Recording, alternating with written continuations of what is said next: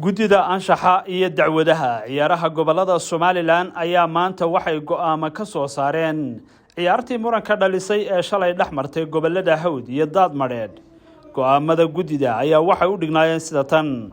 Qodobka koobaad ayaa waxay ku yiraahdeen ciyaartu waxay ku dhamaatay sida uu go'aamiyay garsooruhu waxaana guushu ku raacday gobolka Daadmareed sida ku cad qodobka 24aad ee sharciga tartanka ciyaaraha gobolada Somaliland ee 2020 oo dhigaya gobolkii taageerayaashiisa iyo kooxdiisa laga wadi kari waayo ciyaarta waxa laga qaadi doonaa dhibcaha xataa hadii ay badiska iyagu leeyihiin.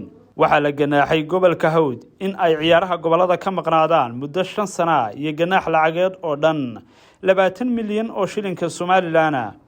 tababaraha gobolka Hawd Cabdifataax Ismaan Xuseen Shambareero waxaa la ganaaxay in uu ciyaaraha dalka ka maqnaado muddo 2 sano kadib markii uu carqaladeeyay habsami u socodka ciyaaraha isagoo isku dayay kicin sababtay amni darro sida ay wasaaraddu sheegtay. tababara ku-xigeenka gobolka Hawd Maxamed Ibrahim Cismaan waxaa la ganaaxay inuu ciyaaraha dalka ka maqnaado muddo 3 sano kadib markii uu carqaladeeyay habsami u socodka ciyaaraha iyo in uu gacan qaad sameeyay.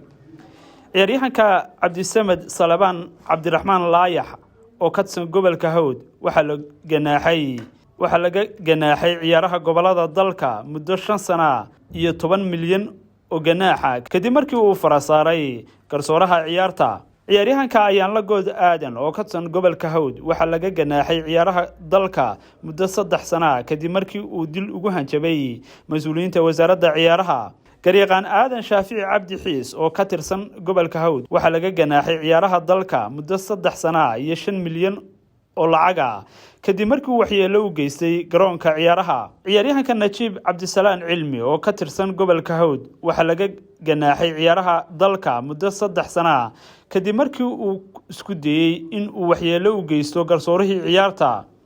ciyaaryahanka Caydaruus Cabdirashiid Xasan Shabeel oo ka tirsan gobolka Hawd waxaa laga ganaaxay ciyaaraha dalka muddo 2 sano kadib markii uu ishortaagay habsami socodka ciyaarta. ciyaaryahanka Fadxi Ismaaciil Maxamed Riin oo ka tirsan gobolka Hawd waxaa laga ganaaxay ciyaaraha dalka muddo 3 sano kadib markii uu isku dayay in uu waxyeello u geysto mas'uuliyiinta ciyaaraha. ciyaaryahanka Cabdirasaaq Maxamed Muuse Hiro goolhayaha gobolka Daadmareed waxaa laga ganaaxay ciyaaraha dalka muddo 2 sano iyo 3 bilood oo laga bilaabo 13 bishan kadib markii uu hanjabay calanwalaha koobaad ee ciyaartii dhaxmartay gobolada Hawd iyo Daadmareed.